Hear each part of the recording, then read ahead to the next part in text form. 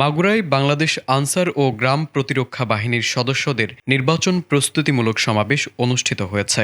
রোববার বিকেল 3:30টায় মাগুরা শহরের নোমানী ময়দান মাঠে এ সমাবেশের আয়োজন করা হয়। সমাবেশে প্রধান অতিথি হিসেবে উপস্থিত ছিলেন খুলনা রেঞ্জ কমান্ডার মোহাম্মদ নুরুল হাসান ফরিদি। এছাড়াও উপস্থিত ছিলেন মাগুরা জেলা কমান্ড্যান্ট মোহাম্মদ জসিমউদ্দিন।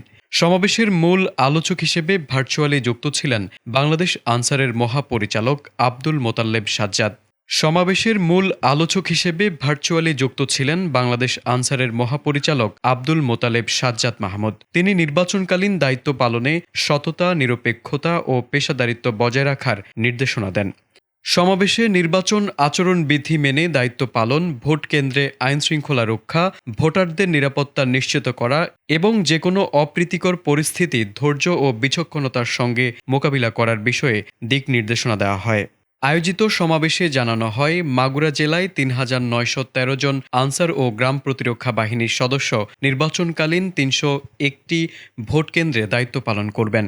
এর আগে আনসার ও গ্রাম প্রতিরক্ষা বাহিনীর সদস্যদের মাঝে নির্বাচনী পোশাক ও বিভিন্ন ধরনের নির্বাচনী সামগ্রী বিতরণ করা হয়। মাগুরা জেলার 2টি সংসদীয় আসনে 4টি উপজেলায় 301টি ভোট কেন্দ্রে ৩,৯১৩ জন আনসার বিজিবির সদস্য দায়িত্ব পালন করবে। 301টি ভোট কেন্দ্র থেকে 3 ভাগে ভাগ করা হয়েছে। সেটা হচ্ছে একটি অধিক গুরুত্বপূর্ণ এবং সাধারণ। অধিক গুরুত্বপূর্ণ প্রত্যেকটি কেন্দ্রে 13 জন থাকবে। তার 13 জনের মধ্যে অধিক গুরুত্বপূর্ণ 3 জন থাকবে এবং গুরুত্বপূর্ণ 3 জন সশস্ত্র আনসার দায়িত্ব পালন করবে। সাধারণ ভোট কেন্দ্রে 2 জন করে সশস্ত্র আনসার দায়িত্ব পালন করবে। এর পাশাপাশি প্রত্যেকটা কেন্দ্রে 6 জন পুরুষ এবং 4 জন মহিলা ভিডিপির মহিলা সদস্য দায়িত্ব পালন করবে। মাগুরা জেলায় যে সকল ঝুঁকিপূর্ণ কেন্দ্র রয়েছে সেই ঝুঁকিগুলো শুধুমাত্র ভোট কেন্দ্রের নিরাপত্তার জন্য পুলিশ এবং আমাদের যে সাধারণ আনসার এবং ভিডিপি সদস্য আছে তারা দায়িত্ব পালন করবে। এবং এর বাইরে আমাদের স্ট্রাইকিং ফোর্স রয়েছে, যেমন সেনাবাহিনীর থেকে থাকবে,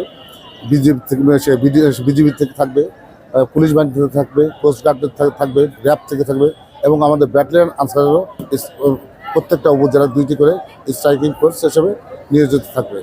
যে কোনো পরিবেশ পরিস্থিতি মোকাবেলা করার জন্য আমাদের যে কোনো কেন্দ্রে ভোটের পরিবেশ বিঘ্ন হওয়ার জন্য এরকম হয় তাহলে সঙ্গে সঙ্গে আমাদের প্রত্যেকটা ভোটের এন্ড ইউজার NTMCর মাধ্যমে আমরা এইগুলো যোগাযোগ করা হচ্ছে।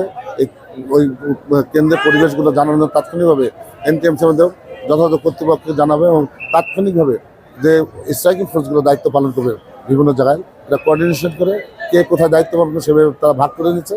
তারাও ওই কেন্দ্রে তাৎক্ষণিকভাবে উপস্থিত হয়ে ভোটের ভাবে সুষ্ঠু পরিবেশ নিশ্চিত করার জন্য দায়িত্ব পালন করবে।